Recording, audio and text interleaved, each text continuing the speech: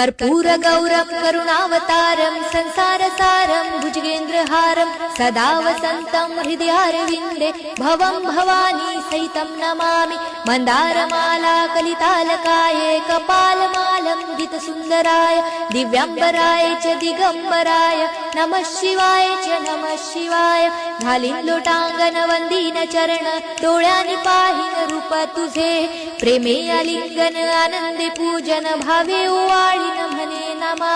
त्वमेव माता पिता त्वमेव बंधु सखा त्वमेव विद्या द्रविणं त्वमेव सर्वं मम देव कायेन वाचा मनसेन्द्रियर्वा बुद्ध्यात्मना वा प्रकृति स्वभावात् करोमि यज्ञं सकलं परस्मै नारायणायति समर्पयामि।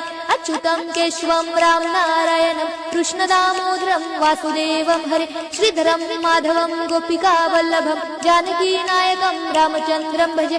हरे राम राम राम हरे हरे हरे कृष्ण कृष्ण कृष्ण हरे हरे हरे राम राम राम हरे हरे हरे कृष्ण कृष्ण कृष्ण हरे हरे।